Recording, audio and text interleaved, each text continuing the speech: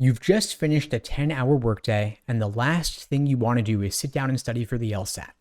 But what if you could study effectively even when you're feeling drained? Today, I'm going to show you how to reset your energy and make the most of your study time no matter how tired you feel. First, for those who don't know me, my name is Steve Schwartz. I've been teaching the LSAT since 2005, and I personally increased my own LSAT score from a 152 to a 175. Now, here's the problem. After a long day at work, your brain feels fried, you're staring at your LSAT prep books, and it's like nothing makes sense. If this sounds familiar, you're not alone. Most people studying for the LSAT while working full-time feel this way. It's not discipline, it's not that you're not trying hard enough, it's about energy management. Today, I'm going to share with you the energy reset system.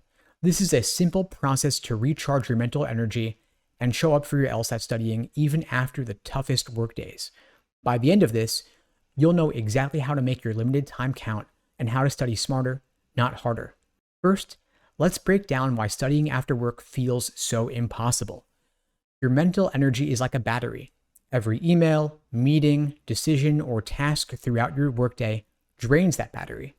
And that's why by the time you sit down to actually study, you feel like you're running on empty. And the harder you try to push through, the worse it gets. Your focus slips, you feel frustrated, and eventually you just give up for the night. But the good news is that the issue isn't how much energy you have. It's all about how you manage your energy. The right reset routine can recharge your focus and help you tackle your LSAT prep no matter how long your day was. You actually can study effectively after work even when you feel exhausted. It's not about powering through fatigue. It's about using the right strategies to recharge your mental energy and make every minute count. The first step is shifting your mindset.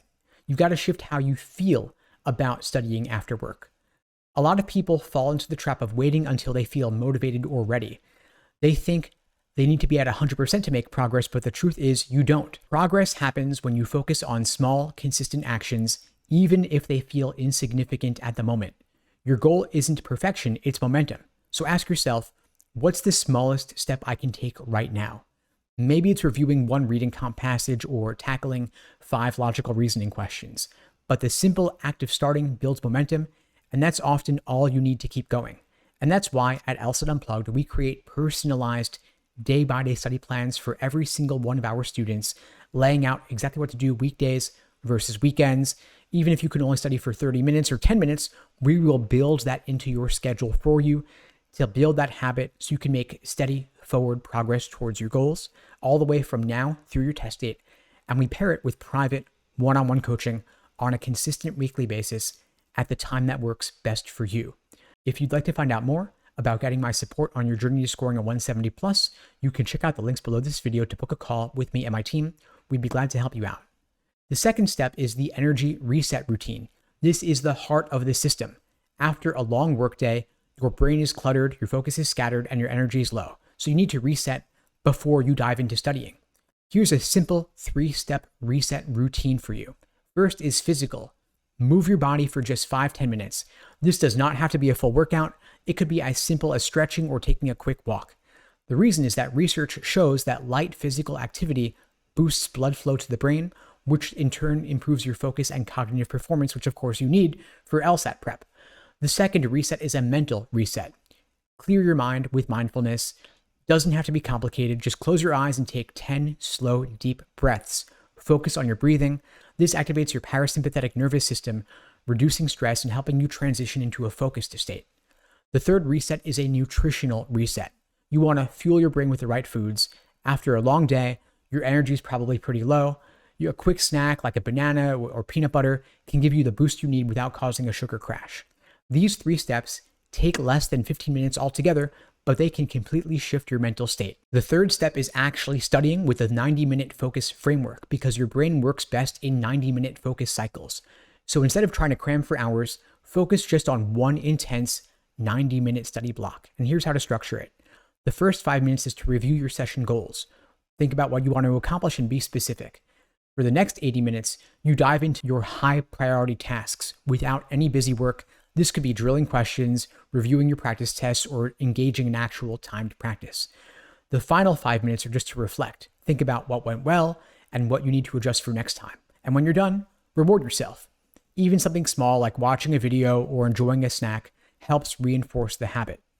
Step 4 is to embrace your peak windows because not all hours of the day are created equal. If you're naturally more alert later in the evening, use that time to study. And if you get a second wind after dinner, schedule your study block then. Try out different times and find the window where your focus feels strongest, and then build your routine around those natural rhythms. Step 5 is to fine-tune the system by tracking your energy. You want to keep a simple log after each study session laying out how you felt before you studied, which part of the session felt most productive, and whether you noticed any distractions or dips in your focus. After a week of applying this approach, look for patterns. Maybe you notice that you're sharper after your physical reset or that certain foods make a difference. Use that information to refine your routine and optimize your results. Now, I'm going to share with you a story from one of my students who worked full-time as a paralegal. Her days were packed, and by the time she sat down to study, she felt too drained to get anything done. So we implemented the energy reset system.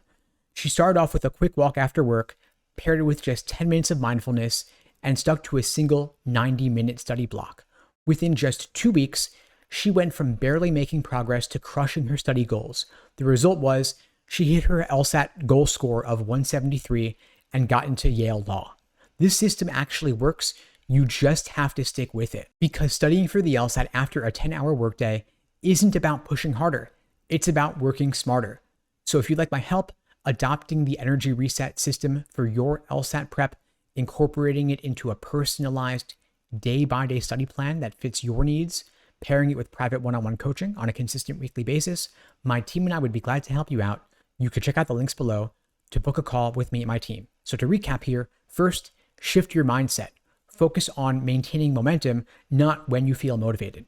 Second, use the energy reset routine, physical, mental, and nutritional resets to recharge. Third, structure your study time with a 90-minute focus framework. Fourth, align your schedule with your peak energy windows. And finally, track your energy and refine the process. Anyway, folks, that's all for now. In the meantime, I'll wish you all the best and take care.